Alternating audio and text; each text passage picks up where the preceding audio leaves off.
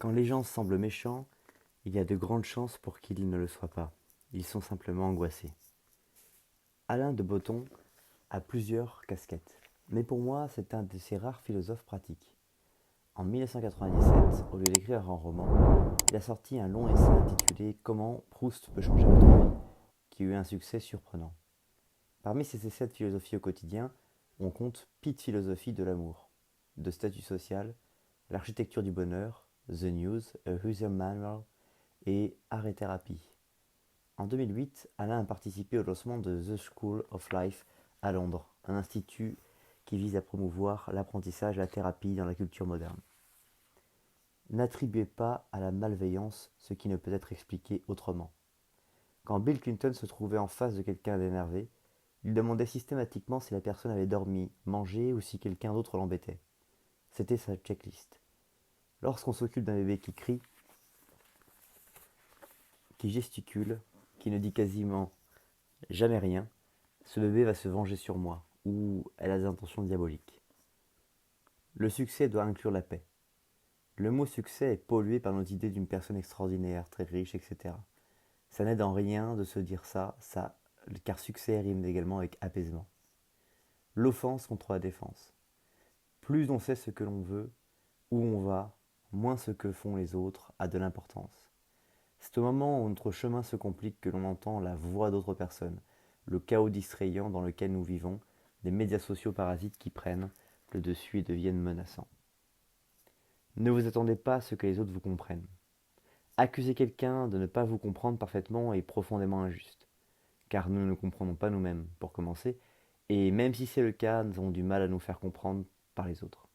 C'est pourquoi vous fâcher ou devenir amer parce que les gens ne vous comprennent pas parfaitement est une manifestation cruelle d'immaturité.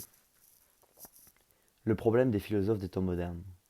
Aujourd'hui, les philosophes sont majoritairement employés par des universités. Si personne n'a envie de vous payer pour votre sujet de prédilection, c'est une preuve que quelque chose ne va pas.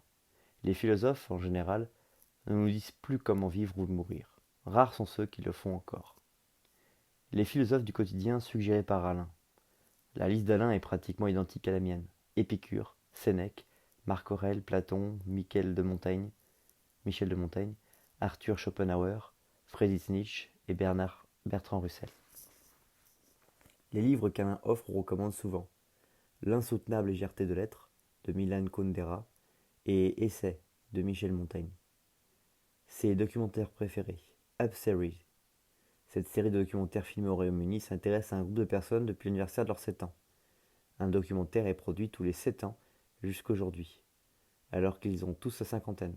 Les enfants ont été choisis pour représenter différentes classes sociales. Pour Alain, ces films qui n'ont rien de spectaculaire mais qui ont un impact puissant sont sans doute les meilleurs documentaires qui existent. Le conseil que vous serez donné à 30 ans. Je dirais, apprécie le bon côté du moment présent. Arrête de te dire que tu n'en es qu'en transition, profite du paysage. J'ai toujours pensé que si on appréciait le présent, on affaiblissait sa détermination à améliorer sa situation. Ce n'est pas vrai, mais quand on est jeune, on fait facilement l'amalgame. J'ai connu des gens dans mon entourage qui pouvaient s'extasier sur une fleur. Au fond de moi, une petite voix disait: quel imbécile, tu prends le temps d'admirer une fleur, tu n'as pas d'autre ambition, d'autres projets.